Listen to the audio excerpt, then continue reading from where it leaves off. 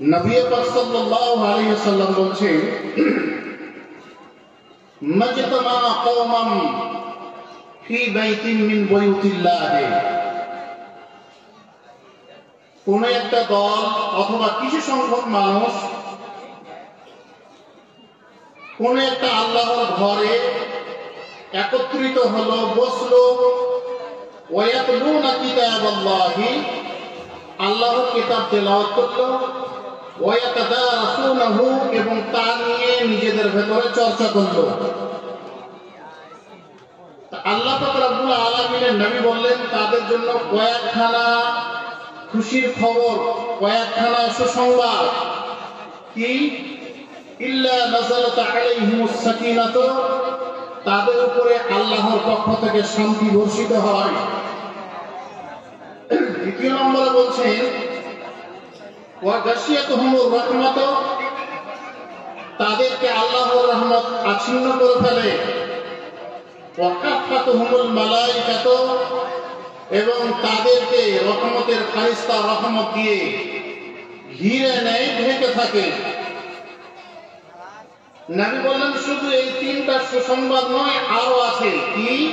ওয়া যাকারাহুমুল্লাহু ফী মান ইনদাহু, আল্লাহর আরশে চতুর্দিকে যতগুলো ফারিস্তা থাকে তাদের সামনে এই সমস্ত এই ধরনের মানুষেরই মান মর্যাদা সম্মান নিয়ে আলোচনা করে। একবার আনন্দে আত্মহারা হয়ে বলেন আলহামদুলিল্লাহ।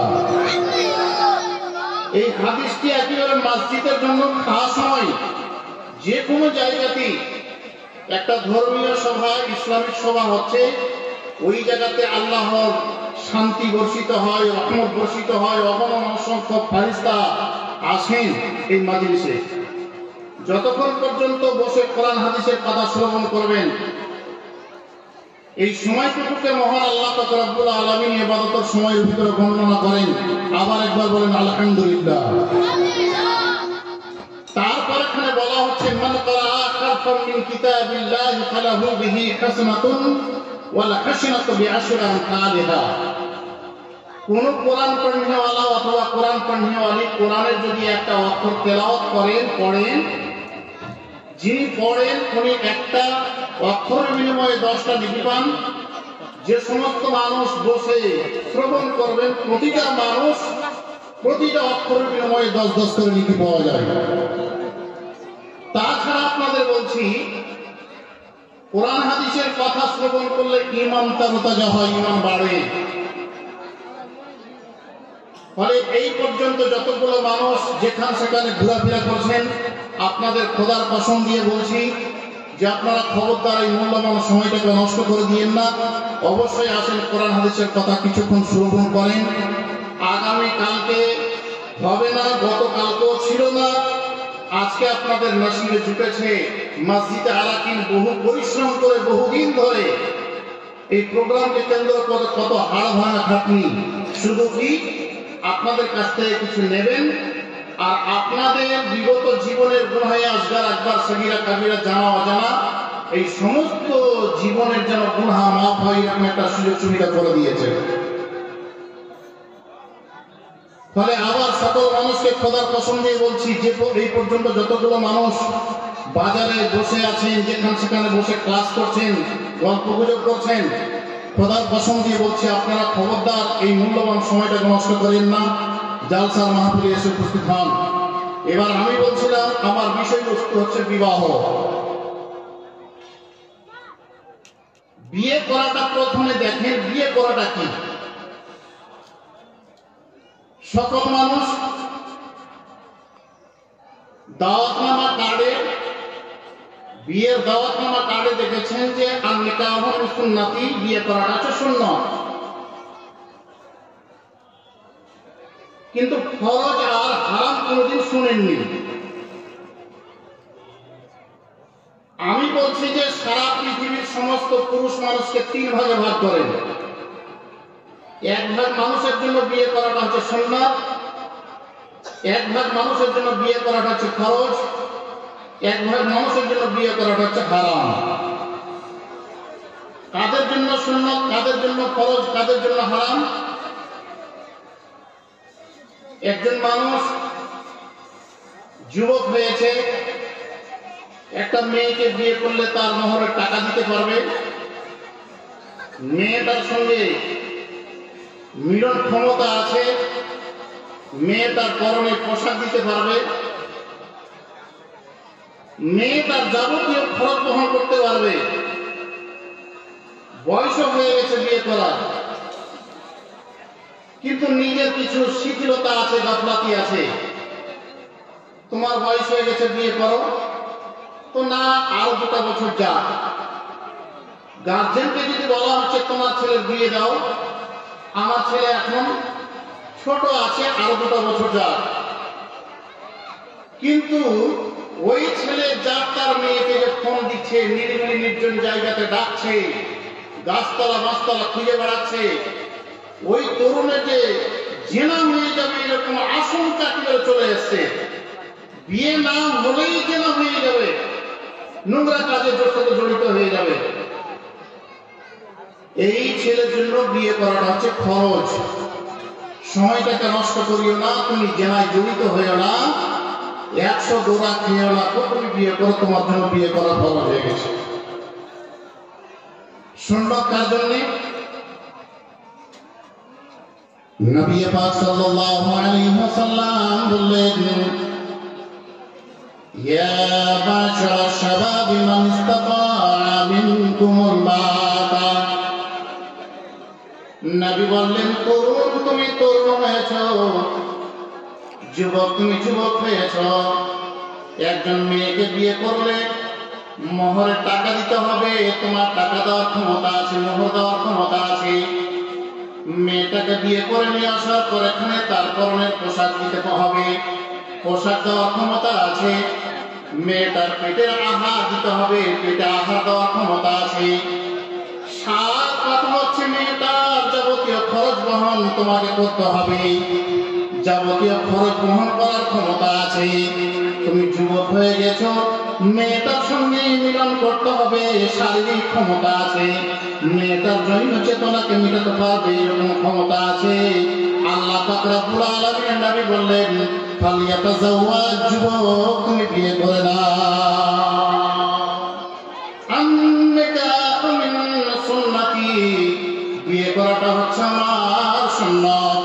মান রাগিবা আন সুন্নতি ফালাইসা মিন্নি, যারা আমার সুন্নতকে ছেড়ে দিবে, যারা আমার সুন্নতকে মানবে না, যারা আমার সুন্নতকে উড়িয়ে দেবে, আল্লাহর নবী বললেন সেই সমস্ত মানুষের জন্য আমার পক্ষ থেকে কোনো সুপারিশ থাকবে না। খরচ আর সুন্নাত থেকে মাত্র পার্থক্য কি পেলেন? যেই ছেলেটার জন্য বিয়ে করা খরচ, ওই ছেলেটা কি জেনা হয়ে যাবে এরকম হবে এরকম আশঙ্কা দেখা দিচ্ছে। ওই সমস্ত মানুষ, ওই সমস্ত ছেলেদের জন্য বিয়ে করা খরচ। আর সুন্নত কার জন্য? যুবক হয়েছে, সমস্ত জিনিস আছে, স্ত্রীকে যাবতীয় দায়িত্ব বহন করতে পারবে, কিন্তু জেনা হওয়ার আশঙ্কা এখনো হয়নি, ওই ছেলেটার জন্য সুন্নাত। এবার হারাম কাজের জন্য আল্লাহ পাক রব্বুল আলামিনের নবী বলছেন, হে তরুণ যুবক, তুমি যুবক হয়েছো, একজন মেয়েকে বিয়ে করার সময় যে মোহরের টাকা লাগে, মোহরের টাকা দিতে পারবে, মেয়েটার যাবতীয় খরচ বহন করতে পারবে। কিন্তু দেখা গেল কি, তোমার জমিন চেতনা নেই, মেয়েটার শারীরিক যেটা চাহাত আছে সেটা তুমি মেটাতে পারবে না, মেয়েটার যেটা দৈহিক চাহাত আছে সেটা তুমি মেটাতে পারবে না।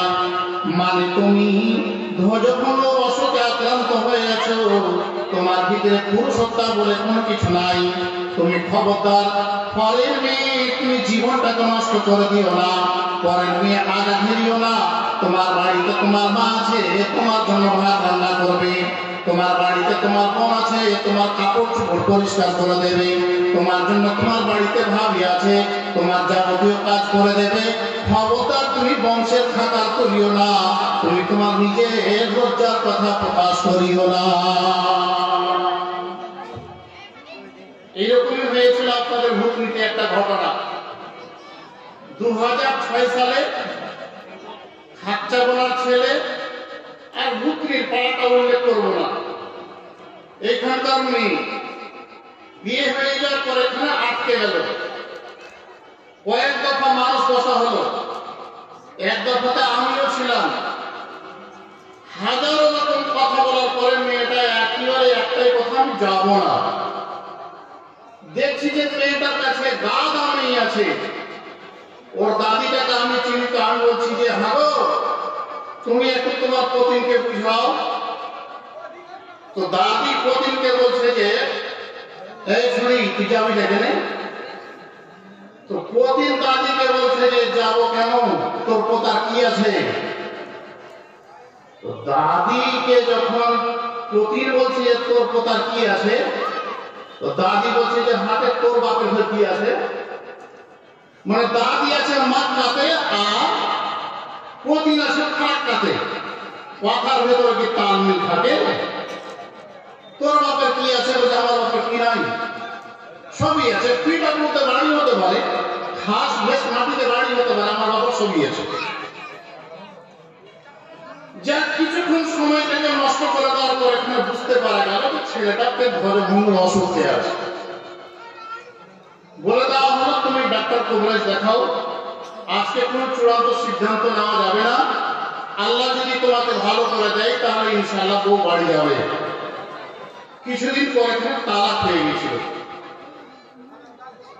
এবার জৈন চেতনা যদি না থাকে, পুরুষ মানুষকে বলা হয়েছে ক্ষমতা তুমি পরের মেয়ে জীবনটাকে নষ্ট করিও না, পরের মেয়ে আঘাত দিও না। তোমার বাড়িতে তোমার মা আছে, বোন আছে, তোমার সমস্ত কর্ম করে দেবে। এবার দেখা গেল কি একটা মানুষের বাড়িতে গাদার গাদা টাকা আছে, মোহর দিতে পারবে, কাপড়ের উপরে কাপড় দিতে পারবে, আহারের উপরে আহার দিতে পারবে, কিন্তু ছেলেটার ভেতরে জৈন চেতনা যদি না হয়, না থাকে, তাহলে ওই ধরনের ছেলের জন্য বিয়ে করাটা হচ্ছে হারাম। মৌলানা কতদিন আমার জন্য হারাম হয়ে থাকবে? জীবনে কি বিয়ে করতে পাবো না? পাবো না, নিশ্চয়ই পাবে ভাইয়া। তুমি ডাক্তার দেখাও, কবিরাজ দেখাও, যিনি আল্লাহুর ওয়াহিদুল কাহার, যিনি একাই সর্বদাই জবরদস্ত বসে আছেন, যিনার পারমিশনে সূর্য উঠছে ঢুকছে, যিনার পারমিশনে আল্লাহ পাক রব্বুল আলামিনের ঔষধে যদি রহমত নাযিল না হয় তাহলে কাজ হবে না। যেই ডাক্তার যে কোম্পানির ওষুধ তুমি খাবে, ওই ডাক্তার ওই কোম্পানির ওষুধে আল্লাহর খাস রহমত নাযিল হয়ে গেলে তুমি অসুখ থেকে যেই দিন সেটা পেয়ে যাবে, ভালো হয়ে যাবে, সেই দিন তোমার জন্য বিয়ে করাটা সুন্নত হবে। যতদিন পর্যন্ত তোমার ভেতরে মার্দানিটা আসবে না, যতদিন পর্যন্ত তোমার ভেতরে জৈন চেতনা দেখা দিবে না, ততদিন পর্যন্ত তুমি বিয়ে করতে পারবে না। এবার দেখা গেল কি একজন ছেলের ভেতরে জৈন চেতনা আছে, কিন্তু ও বিয়ে করবে, মোহর টাকা দিতে পারবে না। মেয়েটাকে বিয়ে করবে, তার পেটের আহার দিতে পারবে না, তার পরনের পোশাক দিতে পারবে না। আল্লাহর নবী বললেন ফাইলাম ইয়াস্তাতি ফালাইহি বিসম, যদি এরকম ধরনের কাপড় দিতে পারবে না, মোহর টাকা দিতে পারবে না, এবার দেখা গেল কি মেয়েটার পেটে আহার দিতে পারবে না, আল্লাহ পাক রব্বুল আলামিন নবী বললেন তরুণ তুমিও শোনো, তুমি বিয়ে করিও না, তুমি সপ্তাহে সপ্তাহে দুটো করে রোজা রাখো। তারপর যদি তোমার জৈন চেতনাও কিছু কি মারে, তাহলে তুমি তাও দিয়ে রোজা রাখো, একদিন রোজা রাখো, একদিন ইফতার করো, কিন্তু খবরদার তুমি বিয়ে করতে পারবে না। মৌলানা কতদিন পর্যন্ত আমি বিয়ে করতে পারবো না? নবী বললেন এখন বর্তমানে তুমি দিনে 300 টাকা ইনকাম করো, আর 300 টাকায় তোমার পেছনে তুমি খরচ করে দাও, তোমার বাম দিকে একটা তোমার জুড়িদার সঙ্গিনী হিসাবে তুমি নিয়ে আসবে, তার পেছনে দিনে 200 থেকে 250 টাকা খরচ হবে। যেই দিন তোমার সঙ্গিনীর খরচ তুমি উঠাতে পারবে, সেই দিন তুমিও বিয়ে করবে, তোমার জন্য বিয়ে করাটা অসম্মত হয়ে যাবে। বিয়ে করলে কি হয়, বিয়ে না করলে কি হয়? আল্লাহর নবী বললেন বিয়ে করলে কি হয়, নিজের চোখটাকে নিচু করে দেওয়া হয় আর নিজের জৈরাঙ্গকে সংযত করে রাখা হয়। তাহলে বিয়ে করতেই হবে। জিহাদ বিয়ে করতে হবে, বিয়ে করাটা হচ্ছে সুন্নাত। কোন ধরনের মেয়েদের বিবাহ করবো এরকম আল্লাহ পাক রব্বুল আলামিন কি বলেছেন? জিহাদ বলেছেন কি ফানকিহু মা তাবা লাকুম মিনান নিসা। সারা পৃথিবীর সমস্ত পুরুষ মানুষদের মহান আল্লাহ পাক রব্বুল আলামিন তা দিয়ে বলছেন, হে সারা পৃথিবীর পুরুষ মানুষ, হে তরুণের দল, যুবকের দল, তোমাদের বলি তোমরা শ্রবণ করো। যে মেয়েটা তোমার চোখে পছন্দ হয়, যে মেয়েটা তোমার চোখে ভালো লাগে, যে মেয়েটা তোমার চোখে দেখতে সুন্দরী লাগে, ওই মেয়েটাকে তুমি বিয়ে করো। সারা পৃথিবীর সমস্ত ছেলে মেয়ে গার্জেনকে বলছি, শুনে বাবা আমার বন্ধু আমার, আল্লাহ পাক রব্বুল আলামিন কোন জায়গাতে বলেননি হে গার্জেন তোমাকে বলি তুমি শুনে নাও, তোমার মন মতো তোমার চয়েসের উপর দিয়ে তোমার ছেলে তুমি দিয়ে দাও। আল্লাহ পাক রব্বুল আলামিন বলছেন কাকে? হে তরুণ যুবক, হে পুরুষের দল, যে মেয়েটা তোমার চয়েস লাগে, যে মেয়েটা তোমাকে ভালো লাগে, ওই মেয়েটাকে তুমি বিয়ে করো। তাহলে একটা ক্লিয়ার, যে মেয়েটা দেখতে সুন্দরী ওই মেয়েটাকে বিয়ে করতে হবে। তাহলে যেগুলো দেখতে একটু খারাপ কালো কুৎসিত, এরা তো মসজিদে টাকা দিবে না আজকে, কারণ এদের তো বিয়ের কথা বলা হয়নি। এটা কথা নয়, এর অর্থ হলো এটা, এই যে ধরনের কিছুক্ষণের জন্য আমি বদলত আমি বিয়ে করবো, দেখলাম যে একজন একেবারে দেখতে কালো কুৎসিত নেই, একেবারে নাটাও নেই, দেখার কোন সাজ নেই, কিন্তু আমার চোখেও ভালো। এই কথাটা কি বলা হয়েছে? যে বিয়ে করবে তার চোখে যে মেয়েটা ভালো ওই মেয়েটাকে বিয়ে করো। সে মেয়েটা বাকি অন্যান্য সারা পৃথিবীর মানুষের চয়েস হোক অথবা না হোক দেখার নেই, এই কথাটাকে বলা হয়েছে। এবার আল্লাহ পাক রব্বুল আলামিন বললেন পুরুষদেরকে যে তোমরা বিয়ে করো মেয়েদেরকে, ওই মেয়েটাকে যে মেয়েটা তোমাদের চয়েস, যে মেয়েটা দেখতে তোমাদের ভালো লাগে। নবী কি কোন কথা বলেছেন? জি হ্যাঁ, নবী বলেছেন কি তুনকাহুল মারাতু লিআরবাইন মালিহা ওয়া লিহাসাবিহা ওয়া লিজামালিহা ওয়া লিদীনিহা ফাদকুর বিযাতিদ দ্বীন। নবী আমার বলেন, হে তরুণের দল, যুবকের দল, তোমাদের বলছি তোমরা শোনো, ভালো করে কর্ণপাত করে শোনো। তোমরা যে মেয়েটাকে বিয়ে করবে, মেয়েটা চারখানা জিনিস দেখবে। মেয়েটা দেখতে সুন্দরী কিনা, মেয়েটার বংশাবলী ভালো কিনা, মেয়েটার ধন সম্পদ আছে কিনা, মেয়েটা দিন শিক্ষিতা কিনা। তারপর যদি চারখানা জিনিস পেলেন, তাহলে শুধু দুনিয়াটাই নয়, তোমার বংশাবলী গ্রামবাসী মানুষ সকল মিলে আল্লাহর প্রশংসা করিও। আল্লাহ পাক রব্বুল আলামিন নবী বললেন, শোনো হে তরুণ যুবক, তোমাকে বলি মেয়েটা দেখতে সেই মতো সুন্দরী নয়, মেয়েটার বংশাবলীও ভালো নয়, মেয়েটার ধন সম্পদ নেই, কিন্তু মেয়েটা আবেদা মেয়ে, মুমিনাত মেয়ে, মেয়েটা নামাজি মেয়ে, শরীয়তকে সামনে রেখে চলাফেরা করে, পর্দার ভেতরে থাকে, মেয়েটা কোরআন মাজিদ পড়তে জানে, মেয়েটা পর্দার ভেতরে থাকে, কোনদিন ইসলামের দায়রার বাইরে যায় না। আল্লাহ পাক রব্বুল আলামিন নবী বললেন, ফাদকুর বিযাতিদ দ্বীন, তরুণ তুমি ওই মেয়েটাকে বউ করে ঘরের ভেতরে নিয়ে এসো। মারিয়াম পৃথিবী আমার বাপ আমার একজন আল্লাহ আলী মেয়েকে যখন বাড়িতে নিয়ে আসা হবে, কোরআন পড়নে ওয়ালি মেয়েকে যখন বাড়িতে নিয়ে আসা হবে, দেখে গেল কি ফজরের টাইমে হাজী আইয়ুব তলার মসজিদ থেকে যখন আওয়াজ বের হলো, আসসালাতু খায়রুম মিনান নাওম, মাদ্রাসার মসজিদ থেকে আওয়াজ আসলো, হাজী নাজিরউদ্দিন টোলার মাইক থেকে আওয়াজ আসলো, ফজর টোলার মাইক থেকে আওয়াজ আসলো, হাজী শামসুদ্দিন টোলার মাইক থেকে আওয়াজ আসলো। একজন আল্লাহ ওলি মেয়ে যদি বাড়ির ভেতরে থাকে, তাহলে দেখবেন আজান শোনা মাত্রই মেয়েটা কালকে ক্লাস হাতে নিল, হাতে নেওয়ার পরে এখানে পেশাব পায়খানা থেকে ফারাগাত করলো, করার পর এখানে সুন্দর করে উজু করলো, আর উজু করার পর এখানে নামাজ সমাপ্ত করার পর এখানে বাড়িতে বসে বসে কোরআন মাজিদ তেলাওয়াত করলো। কারণ ও পড়েছে, ও শুনেছে ইন্নাল কোরআনা ফাজিল কানা মাসুদা। একজন মানুষ আল্লাহর রাস্তে দ্বীনের খাতিরে দ্বীনকে পিতাবার জন্য একজন মানুষ এবার যুদ্ধ জিহাদ করতে করতে শহীদ হলেন।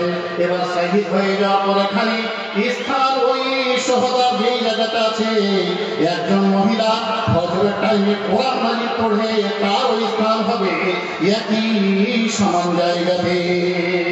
মেয়ে বৌমা কোরআন মাজিদ পড়ছে, শ্বশুর মশাই শুনছেন, শাশুড়ি মশাই শুনছে, দেওর বেটি শুনছে, ভাসুর বেটি শুনছে।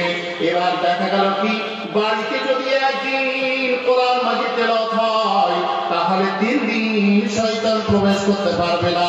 বাড়িতে কোরআন মাজিদ সূরা বাকারা যদি একদিন তেলাওয়াত হয় তাহলে 3 দিন শয়তান বাড়িতে প্রবেশ করতে পারবে না।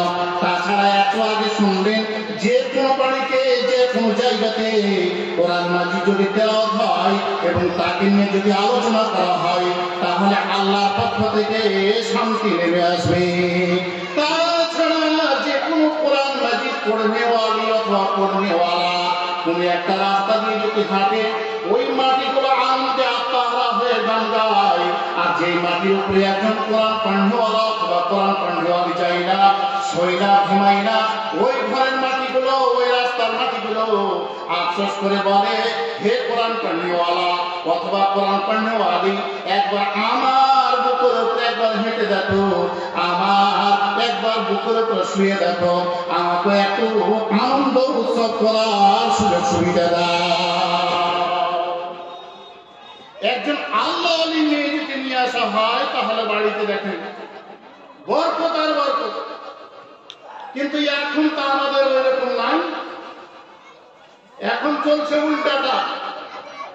এই যে ওয়াগায় এ দিনকে রাত করা, রাতকে দিন করে। ফের আবার বলছে আইয়ুব টোলারি একটা মেয়ের বিয়ে দেওয়া হয়েছিল রাজমহল ঘাটের উপরে। দেখা হলো মামার বাড়িতে বিয়ে হয়ে যদি যায়, মামার বাড়িতে বিদায় গ্রহণ করার পর এখানে দেখা গেল একটা তাল ফুগুড়ি আছে। তা আইয়ুবের নাম বলবো না, আল্লাহ যদি ওকে বাঁচিয়ে রাখে তাহলে আল্লাহ যেন তাকে হায়াত তাইয়্যিবা সেহাতে কুল্লিয়া দান করার ভালোভাবে আইয়ুব করা তৌফিক দেয়। আর যদি ইন্তিকাল করে থাকেন তা আল্লাহ যেন তার রুহে মাগফিরাত করেন, আল্লাহ যেন তার কবরে জান্নাতে ফেরদাউসে বিছানা বিছায়। কথা দুরকম হয়ে যাওয়ার পর এখানে এমন করে যে ইসলাম কাসলাম মার খেলো, তো মনে হয়েছে তারপর এখানে আইয়ুব মনে হয় করেনি। আইবারি বউ দেখতে নিয়ে গেছে, দিয়ে যাওয়ার পর এখানে বউ দেখা হলো, ভাতিজা রাস্তাতে আসার পথে বউ কেমন দেখলি ভাতিজা? বউ তো সবই ভালো গো, আর নিজে কিছু বুঝে না। গরুকে যেমন আলমারে ওরকম আরবি পড়ানি মৌলানা সাইফুদ্দিন সাহেব নিয়ে আসার পর এখানে কি করেছে? মোড়ল সাহেব নিয়ে আসার পর এখানে কি করেছে? বাংলা শিক্ষিত মেয়েকে যদি নিয়ে আসা হয়, চাকরি যদিও না পায় তাহলে যেখানে সেখানে মিশন গুলো আছে, খুব বেশি বেতন যদি না পায় তাহলে 5,000 টাকা পাবে। আর এই 5,000 টাকা থেকে আল্লাহ দিলে ঘর সংসার চলবে। বাড়িতে আসার পর এখানে মা বলছে যে হারে বেটা বউ কেমন দেখলি? তো বউ তোমার সবই ভালো গো, কিন্তু আরবি যে পড়াবে না, যার কপালে ঝাঁটা আছে ও কি আর ঝাড়া ছাড়া থাকতে পারবে?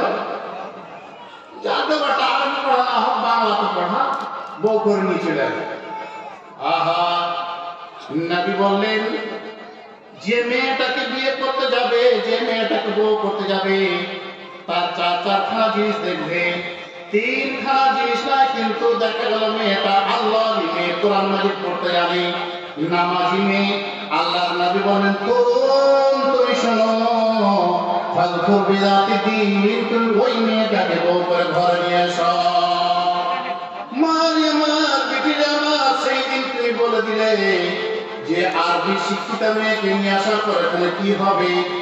আজকে যেমন কোরআন হাদিসকে শরীয়তকে তুমি ভুল আঙ্গুল দেখালে, তুমি যেই দিন পারবে না সেই দিন তোমাকেও শরীয়ত ধাঁধা দিবে।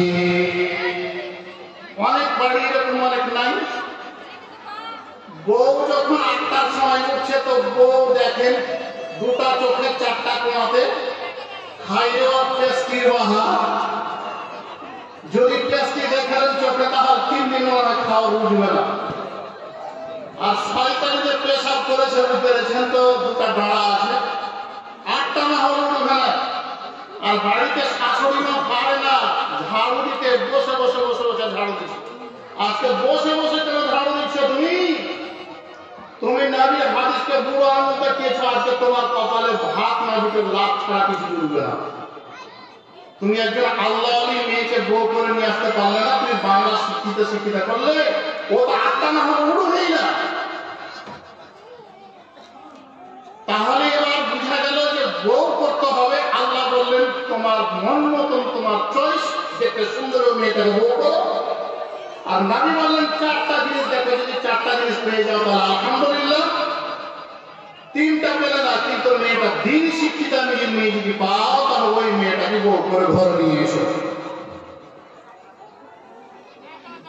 একেবারে কথা ক্লিয়ার হলে এই পর্যন্ত। এবার আগে চলে যে একটা পুরুষ মানুষ কটা মেয়ে ছেলেকে বিবাহ করতে পারে, এরকম কোন কোরআন হাদিস আছে? জি হ্যাঁ আছে। আল্লাহ বলছেন মাথনা ওয়া খুলাসা ওয়া রুবা। হে পুরুষের দল, তোমরা ওই মেয়েটাকে বিয়ে করো যে মেয়েটা তোমার চয়েস লাগে, দেখতে ভালো লাগে। একটা, দুটা, 3টা কিংবা 4-4 মেয়েকে একটা পুরুষ মানুষ স্ত্রী হিসাবে গ্রহণ করতে পারবে। তারপরে আল্লাহ রাব্বুল আলামিন ওয়াক্তের আলামত ব্যবহার করে দেননি, দাঁড়ি টেনে দেননি। তারপর বলছেন ফাইন আল্লাহ তা'দিলু ফাওয়াহিদা। একাধিক বিয়ে করলে আর তাদের ভেতরে তোমার উপরে যে প্রাপ্য আছে এই প্রাপ্যর ভেতরে যদি সঠিক ইনসাফ বজায় করতে না পারো তাহলে তোমরা একাধিক মেয়েকে স্ত্রী হিসাবে গ্রহণ করিও না। একটাই মেয়েকে বিবাহ করো আর ওখান থেকে তোমরা মুনাফা উঠাও, ফায়দা উঠাও। খবরদারি একাধিক মেয়েকে বিয়ে করিও না। আর যদি একাধিক মেয়েকে বিয়ে করা হয় তাহলে একই নজরে একই সমান ভাবে দেখতে হবে। একটা মেয়েকে এনে দিলাম 500 টাকার দামের শাড়ি, দ্বিতীয় মেয়েটাকে এনে দিতে হবে 500 টাকা দামের শাড়ি। বড় স্ত্রীকে ছোট স্ত্রীকে দিলাম 2টা মিষ্টি, বড় স্ত্রীকে দিতে হবে 2টা মিষ্টি। ছোট স্ত্রীর কাছে থাকলাম 7 দিন, বড় স্ত্রীর কাছে থাকতে হবে 7 দিন। কিন্তু বন্ধু আমার দুঃখ লাগে, আফসোস লাগে, বলা যায় না ইল্লা মাশাআল্লাহ।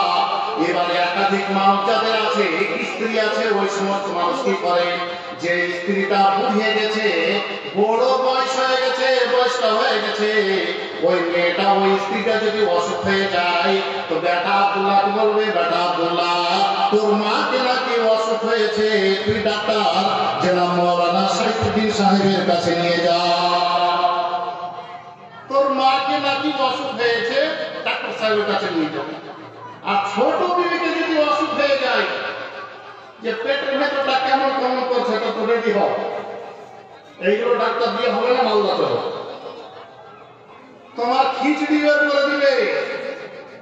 কিয়ামতের দিন যা ইয়াউমাল কিয়ামতে, কিয়ামতের দিন ওয়াসিকতুহু শাকিতুন, অর্ধেকটা দেহ ওয়াকিত হয়ে যাবে, ওয়াকিত। সেই দিন ভূতনি এলাকার মানুষ নয়, সারা পৃথিবীর মানুষ দেখতে পাবে। আব্দুল্লাহ বিয়ে করেছিল একাধিক, একটা বিবিকে ভালোবেসেছিল, অন্য বিবিকে ভালোবাসেনি। এর জন্য মহান আল্লাহ পাক রব্বুল আলামিন তার অর্ধেকটা বড়িতে প্যারালাইসিসের অসুখ দিয়ে দিয়েছে। হারবেন, অর্ধেকটা বড়িতে কাজ হবে না। বিয়ে করেন, হুকুম করে দেন যে আল্লাহ পাক রব্বুল আলামিন, তাহলে বিয়ে আপনি করতে পারেন, কিন্তু একাধিক মেয়েকে বিয়ে করবেন সমান নজরে দেখতে হবে, তাদের প্রাপ্যের ভেতরে ইনসাফ রাখতে হবে। এবার সূরা নিসা 3 নম্বর আয়াতে এর মধ্যেকার অংশটা নোমান বিন সাবিত ছাত্রীদেরকে পড়াচ্ছেন এই আয়াতটাই যে ফানকিহু মা তাবা লাকুম মিনান নিসাই মাসনা ওয়া সুলাসা ওয়া রুবা। হে পুরুষের দল, তোমরা ওই মেয়েটাকে বিয়ে করো যে মেয়েটা দেখতে তোমাদের চয়েস লাগে। একটা, দুটা, তিনটা কিংবা চারখানা মেয়েকে স্ত্রী হিসাবে গ্রহণ করতে পারো।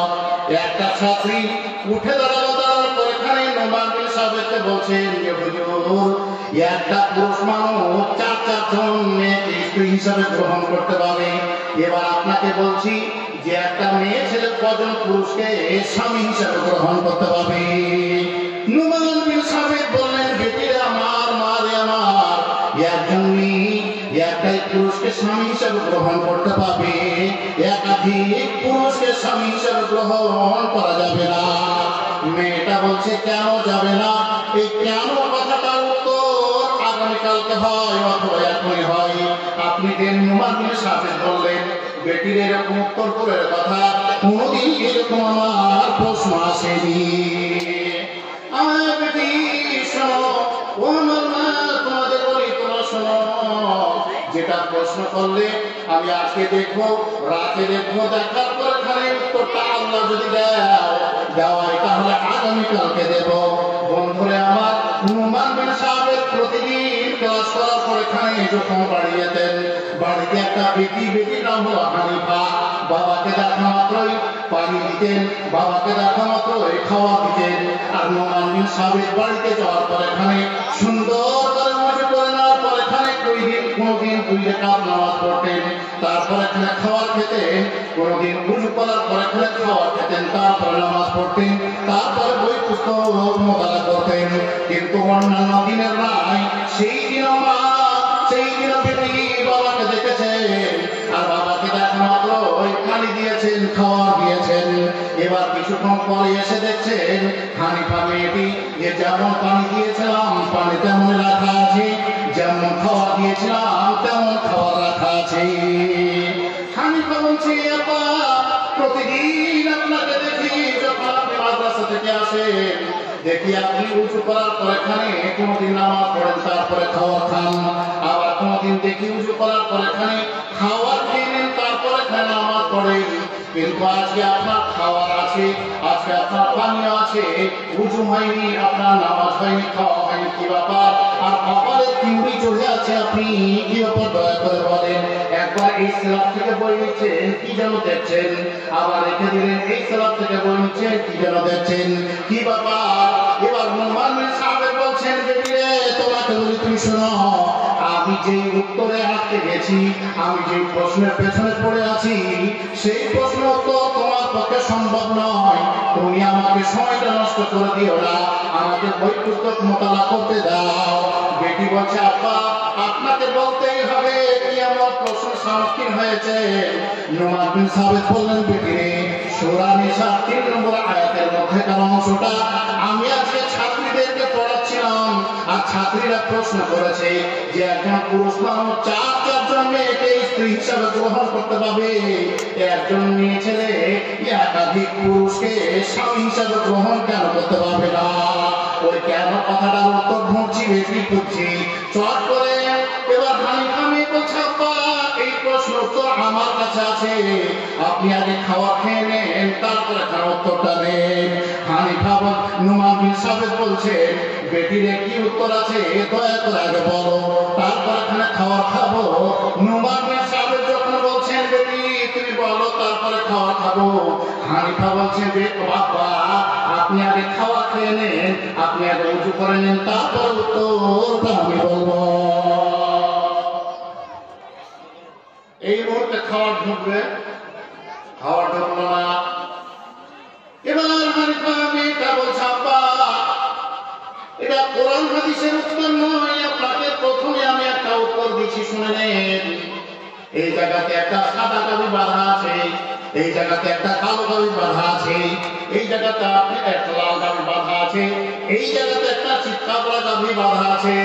এবার এই গাভীর বাঁট থেকে দুধ টানলেন, ওই গাভীর বাঁট থেকে দুধ টানলেন, ওই গাভীর বাঁট থেকে দুধ টানলেন, এই গাভীর বাঁট থেকে দুধ টানলেন, তারপর এখানে একটা বালতিতে রেখে দিলেন, আর যেমন ঢাললেন যেমন রাখলেন ওই মুহূর্তে যদি বলা যায় কোন মানুষকে যে কালো গাভীর দুধটাকে আলাদা করে দেওয়া হোক, লাল গাভীর দুধটাকে আলাদা করে দেওয়া হোক, অথবা চিৎকারা গাভীর দুধটাকে আলাদা করে দেওয়া হোক, কোন মায়ের বেটা পারবে না, আপনিও পারবেন না, সারা পৃথিবীর কোন মানুষের পক্ষে সম্ভব হবে না। আপনাকে এই উদাহরণটা দিলাম এই কারণে যে একজন মেয়ে ছেলে একাধিক পুরুষ মানুষকে যখন বিয়ে করবে তখন ওই মেয়েটার সঙ্গে তার 1 নম্বর স্বামী মিলামিশা করবে, তার 2 নম্বর স্বামী মিলামিশা করবে, তার 3 নম্বর স্বামী মিলামিশা করবে, 4 নম্বর স্বামী মিলামিশা করবে। আর পুরুষের জৈনাঙ্গ থেকে যেটা বের হয়ে যাবে এটাকে বলা হয় শুক্রাণু।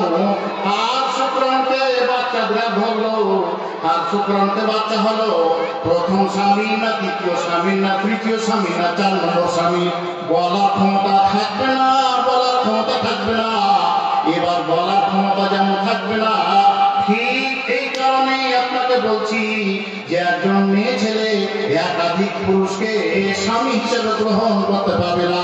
তারপর এখানে আল্লাহ নবী আরো একটা হাদিস বলেছেন, ইদার রাজুল তাআসাওজাতাহু লিহাজাতিহি ফাতাতিহি ওয়া ইন কানাত আলা তান্নুর। হে মহিলাদের দল, তোমাদের ওলি তোমরা শ্রবণ করো, তোমরা কাজে ব্যস্ত আছো। কি কাজে ব্যস্ত আছো? রুটি পাকাতে আরম্ভ করেছো, রুটি পাকাতে পাকাতে রুটিটাকে তলাতে ফেলে দেওয়া হয়েছে, ফেলে দিয়েছো। হ্যাঁ, অবস্থাতে স্বামী যদি ডাক দেয় তাহলে নবী বললেন রুটিটা পুরো তোমার ছাড়খাড় হয়ে যাক, একেবারে বরবাদ হয়ে যাক। তোমার স্বামী তোমাকে ডাক দিয়েছে, তোমার স্বামীর ডাকে তুমি সাড়া দাও, তাহলে রুটি ছাই হয়ে যাওয়ার পরেও নবী বললেন রুটি ছাই হয়ে যাক, তোমার স্বামী ডাকে সাড়া দাও। একই সমাজে যদি 1 নম্বর স্বামী বলে রহিমা তুমি শোনো, আর ওই সমাজে 2 নম্বর স্বামী বলে রহিমা শোনো, ওই সমাজে 3 নম্বর স্বামী বলে রহিমা শোনো, ওই সমাজে 4 নম্বর স্বামী বলে রহিমা শোনো, কোন স্বামীর কথা বলবে? এই কারণে কোন মেয়েকে একাধিক পুরুষ মানুষকে স্বামী হিসাবে গ্রহণ করা আল্লাহর নবী এবং শরীয়ত স্বীকৃতি দেয়নি। আপনাকে যা কথাই বলি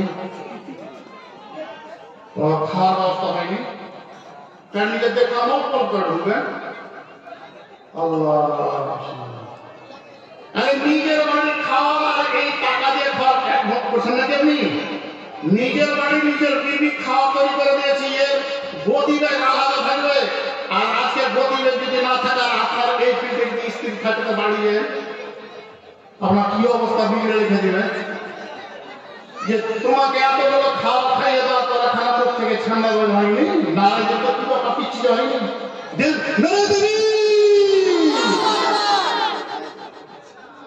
কিছু একটু আগাল আছে। তাহলে একাধিক পুরুষ মানুষকে কোন মেয়ে ছেড়ে স্বামী হিসেবে গ্রহণ করতে পারবে না। এবার আপনাকে বলছি যে কোনো মেয়ে ছেলেকে বিবাহ করবেন, শ্বশুরের কাছে কটা গাড়ি দিবেন, কোন গাড়ি দিবেন? না যাকে বিয়ে করবেন তাকে কিছু দিবেন। আচ্ছা আচ্ছা, এবার আপনাকে বলছি যে আল্লাহ পাক রব্বুল আলামিনের নবী বলছেন, আল্লাহ পাক রব্বুল আলামিন বলছেন ওয়া আতুন নিসা সাদাকাতিহিন্না নিহলা। পুরুষের দল তোমাদের বলে তোমরা শোনো, যে মেয়েটাকে বিবাহ করবে ওই মেয়েটাকে খুশি মনে আনন্দে আত্মারা হয়ে নগদ মোহর দিয়ে বিয়ে করি। বাকি মোহরটা হয় জায়েজ নয় না জায়েজ আছে? আপনাকে বলছি শুনেন, আল্লাহ পাক রব্বুল আলামিনের নবীর কাছে একজন মহিলা আসলেন। আসার পরে কেন বলছিল হুজুর আমি আমার দেহটাকে আপনাকে হেবা করে দিলাম, আপনি যা পয়সা দিলেন যা বলেন তাই শুনবেন। নবী মেয়েটাকে দেখে নেওয়ার পর এখানে চুপ করে এসে বিমুড়ি করে পেয়ে গেলেন। কিছুক্ষণ পরে এখানে একজন সাহাবী বললেন হুজুর যদি আপনার প্রয়োজন না হয় তাহলে আমার সাথে বিয়ে দিয়ে দেন। তো নবী বললেন যে তুমি যে বিয়ে করো তো মোহর দাও। তো মোহর তো নাই হুজুর, তুমি বাড়ি যাও, তোমার আত্মীয়দের কাছে দেখো, প্রতিবেশীর কাছে দেখো কিছু পাও কিনা। বাড়ি থেকে আসলে কিছু নেই,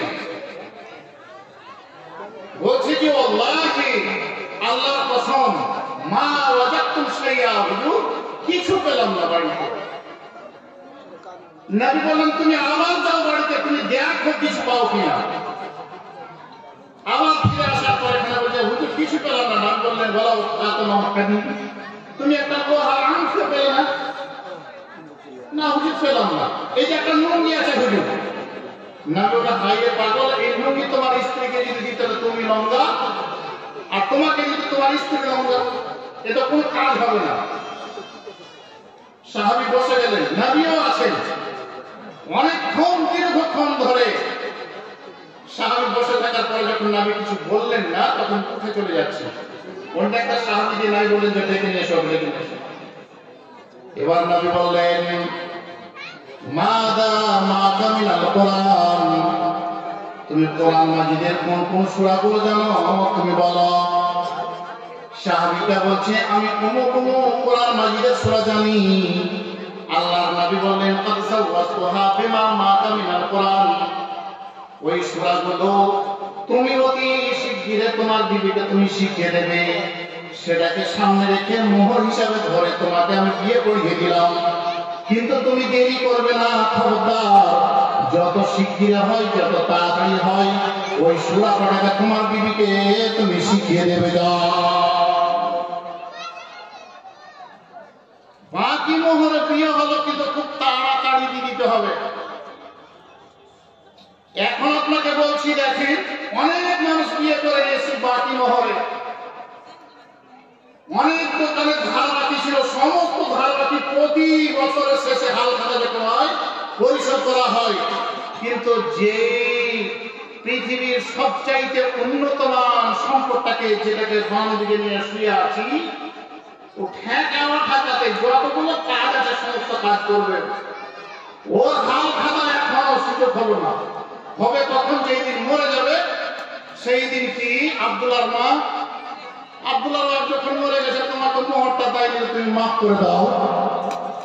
স্বামী মারা গেছে, বেচারার ভেতর ফাটছে। আর কিছু কিছু এইরকম আছে বুঝেছেন, ছাট সমাজের ছাট ফাটে। তোর লেগে আব্দুল্লাহর বাপ কত না কি করলে, আর তুই মোহরটা মাফ দিতে পারিস না। তো সেই দিন মোহর মাফ কি মাফ হবে? এক টানা হবে না। দুনিয়াতে এতগুলো জিনিস করা হলো, কোনো কিছু হলো না, সেই দিন মোহর মাফ হবে না। এবার কথাটা হলো এটাই, আপনাদেরকে এতটুকু বুঝালাম। অনেক কথা আছে। কটা বরযাত্রী যাবেন, শ্বশুরের কাছে কি নেবেন, স্ত্রীকে কি দেবেন, স্বামীর শ্রদ্ধায় খিদমত ইহসান কিভাবে করবেন, স্বামী স্ত্রীকে কোন নজরে দেখবে, এই নিয়ে অনেক ইনশাআল্লাহ আলোচনা আছে। এবার শেষখানে আপনাকে একটা কথা বলছি। পৃথিবীতে ইবাদতের জগতে সবচাইতে শক্তিশালী ইবাদত কোনটা বলেন তো? কোনটা সবচাইতে একেবারে পাওয়ারফুল ইবাদত? সেটা হলো দান। আপনার মা ইন্তিকাল করে গেছে, কবরে আযাব হচ্ছে। আপনার বাপ ইন্তিকাল করে গেছে, কবরে আযাব হচ্ছে। আপনার স্ত্রী ইন্তিকাল করে গেছে, কবরে আযাব হচ্ছে। আপনি নামাজ পড়ে আপনার স্ত্রীর কবরে আযাব বন্ধ করতে পারবেন না। কিন্তু এমন একটা পাওয়ারফুল ইবাদত আছে, সেটা হচ্ছে দান। যেমনই আপনি আপনার মায়ের জন্য, বাবার জন্য, স্বামীর জন্য, স্ত্রীর দান করলেন, কবরের আযাব অটোমেটিক বন্ধ হয়ে যাবে। এবার আপনাদের ভেতরে এইরকম কোন বাপ আছে আমার, যে আমার ফ্যামিলিতে আমার দাদু অথবা দাদি অথবা নানা বা নানি বা স্ত্রী বা মা বাপ বা ছেলে মারা গেছে, জানি না কবরে কি অবস্থায় আছে, খবর নেওয়া সম্ভব নয়। কিন্তু যদি কোনো অসুবিধায় থাকে, অসুবিধাটা যেন আল্লাহ দূর করে দেয়, এই উদ্দেশ্যে আমি আমার মৃত্যু মায়ের জন্য অথবা মৃত্যু পিতার জন্য 5,000 টাকা বা 2,000 টাকা মসজিদে দিলাম।